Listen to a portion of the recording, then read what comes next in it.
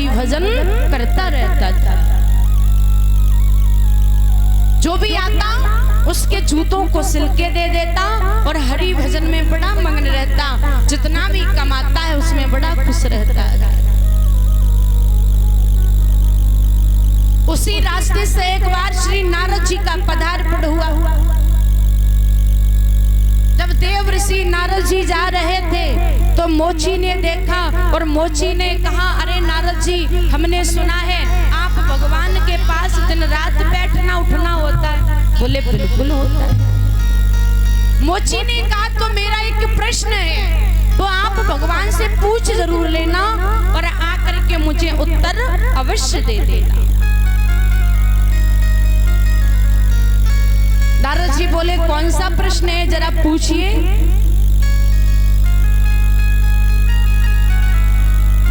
मोची ने जवाब दिया है कि आप जाकर के कहना कि मैं इसी वृक्ष के नीचे बैठ कर के भजन करता हूँ, भगवान मुझे दर्शन देने को कब आ रहे हैं, आप बस ये पूछ लेना दादा। नारद जी बोले, भगवान के पास बैठूंगा तो तुम्हारा प्रश्न मैं जरूर करूंगा। नारद जी थोड़े आगे बढ़े तो देखा एक वृक्ष के नीचे संत जी बैठे हुए हैं, एक माला को लिए हैं और माला को जप रहे हैं, भगवान का भजन कर रहे हैं। संत जी ने नारद जी को देखा तो जवाब दिया है, नारद जी, हमने सुना है आप भगवान के पास दिन रात बैठते हो। बोले बिल्कुल। संत ने कहा, तो आप जाओ और जाकर के मेरा प्रश्न है, आप प्रभु से प्रश्न जरूर पूछना और उस प्रश्न का उत्तर आप हमें आकर के दे देना। नारद जी बोले ठीक है। नारद जी बोले, क्या प्रश्न है? कि प्रश्न मेरा ये है कि आप प्रभु से ये पूछना, भगवान हमें दर्शन देने को कब आ रहे हैं। देव ऋषि नारद जी चले नारायण कहते हुए आज अपने प्रभु के पास पहुंच जाते हैं। आज जब प्रभु के पास पहुंचे, प्रभु के पास बैठना उठना हुआ, मोची की और संत की बात याद आ गई। कहने लगे, प्रभु एक जूते सिलने वाला मोची है, हाँ, उसने मुझसे एक प्रश्न किया है। बोले क्या? कि उसने प्रश्न ये किया है कि आप उस मोची को दर्शन देने को कब जा रहे हैं।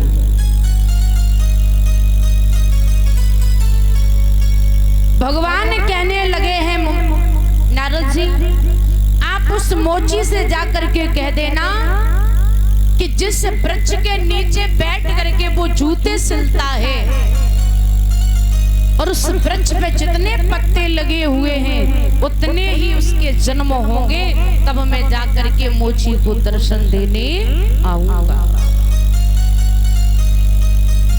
अब संत जी की भी बात याद आ गई कि संत ने भी प्रश्न किया है। बोले कि संत ने और प्रश्न किया। बोले क्या? कि उस संत ने ये पूछा है कि आप उस संत को दर्शन कब देंगे। भगवान बोले, संत से कह देना कि जिस वृक्ष के नीचे बैठ करके माला को जप रहे हैं, जितने उस वृक्ष पे पत्ते लगे हुए हैं उतने ही उस संत के जन्म होंगे, तब जाकर के मैं संत को दर्शन देने को आऊंगा। नारद जी ने बीड़ा को उठाया और नारद जी नारायण नारायण कहते हुए चले, सबसे पहले श्री संत जी के पास पहुंचे। जैसे ही संत ने नारद जी को आते हुए देखा, संत बड़ा खुश हो गया, प्रसन्न हो गया। संत सोचने लगा कि मेरे प्रश्न का उत्तर प्रभु ने जरूर दिया।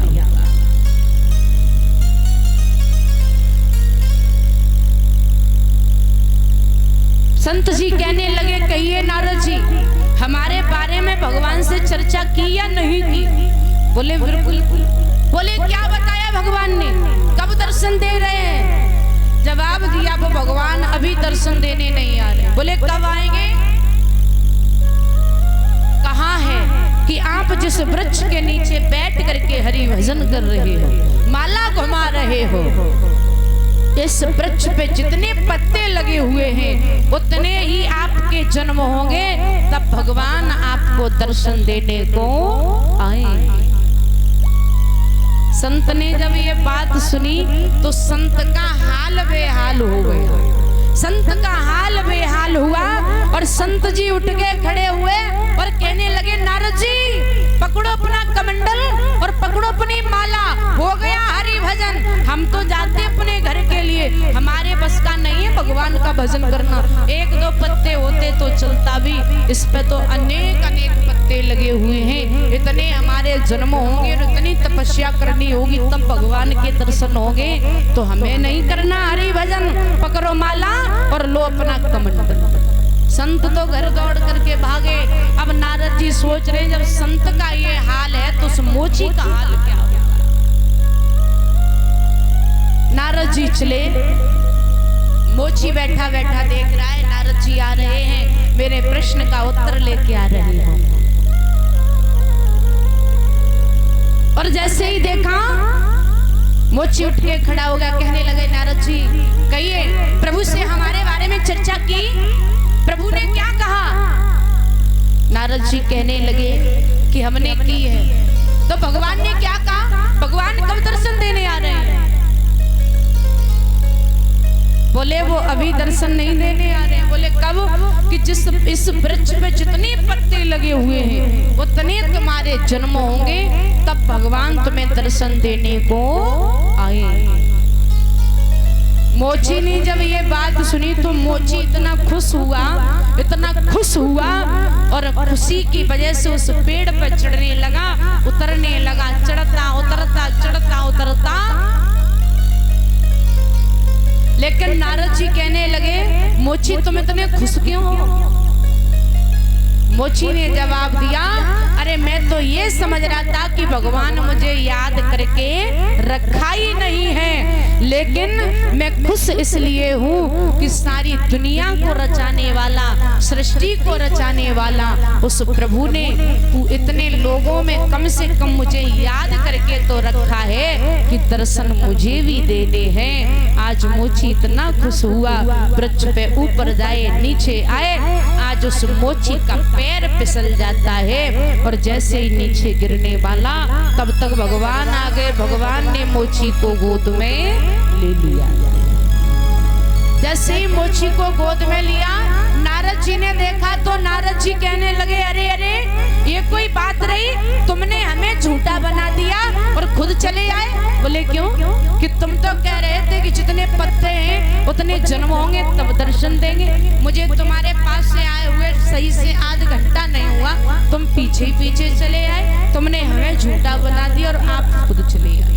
तो भगवान कहते हैं कि हे नारद जी, जब भक्त सर्वस्व मुझे नौछावर कर देता है, सब कुछ मुझे सौंप देता है, और जिस प्रकार जल के बिना मछली नहीं रहती है, उसी प्रकार भगवान के बिना जब भक्त नहीं रह सकता है तो मैं देर नहीं करता हूँ। जितनी जल्दी होता है मैं उतनी जल्दी उसे दर्शन दे देता हूँ। तो इसीलिए यही नहीं होना चाहिए कि अच्छा मंदिर हो तभी हम भजन करें।